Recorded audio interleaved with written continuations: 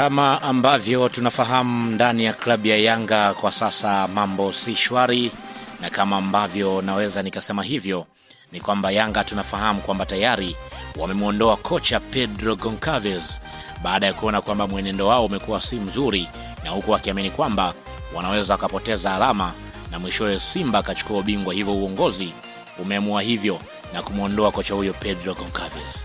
Sasa baada ya kuondoka ndani ya klabu ya Yanga, kwa upande wa mwalimu Pedro Goncalves ameweza kutoa kauli ya kwanza kuhusiana na yale ambayo yalikuwa yanaendelea ndani ya klabu ya Yanga.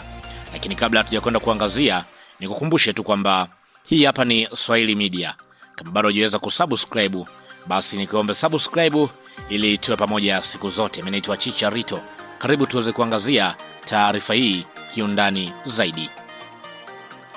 Baada ya kuachana rasmi na klabu ya Yanga, aliyekuwa kocha mkuu Pedro Goncalves amevunja ukimya na kutoa kauli nzito zilizotikisa kwa upande wa wadau wa soka hapa nchini. Kocha huyo ameibuka na madai mazito, akieleza kuwa moja kwa moja sababu kubwa ambayo ya kuondolewa kwake ni kutokana na uhuru wa kuingilia majukumu yake moja kwa moja, jambo ambalo lilimfanya pia ashindwe kutekeleza falsafa yake ya soka kikamilifu. Katika mahojiano yake ambayo ameyafanya mwalimu Pedro Goncalves baada ya kusepa zake, ameeleza kwamba kwa upande wake ndani ya uongozi wa klabu ya Yanga kumekuwa na mwingiliano wa majukumu, hasa kwenye upande wa uongozi wa juu, kwamba anaweza akaenda kwenye mechi, lakini bado kuna baadhi ya wachezaji ambao wakaambiwa kwamba ni lazima waanze kwenye mechi fulani, wakati yeye yupo kitofauti zaidi kutokana na aina ya mfumo ambao anaotumia. Kwa tafsiri yake kwamba kocha hakuwa na uhuru wa kuweza kupanga kikosi ambavyo anahitaji, lakini pia kulikuwa na maamuzi ya nje yaliyoathiri timu kutokana na mwenendo namna ambavyo wanacheza. Lakini pia anasema kwamba mfumo wake haukupewa nafasi ya kuonekana kikamilifu ndani ya klabu hiyo.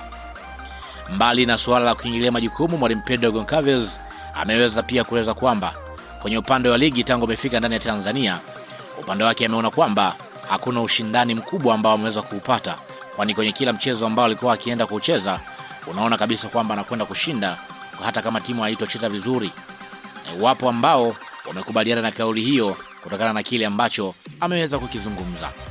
Kauli za Pedro Goncalves zimeanza kuzua mjadala mkubwa, huku mashabiki wa klabu ya Yanga na wenyewe pia wakizungumza mengi, huku wengi wakionekana kufurahia uamuzi wa viongozi ndani ya klabu hiyo. Lakini pia wadau mbalimbali wamehoji kama je, ni kweli kocha huyo anaondoka ndani ya klabu, lakini vipi kuhusiana na wachezaji ambao wapo ndani ya klabu hiyo? Je, ni yeye ndiye ambaye aliweza kuwasajili?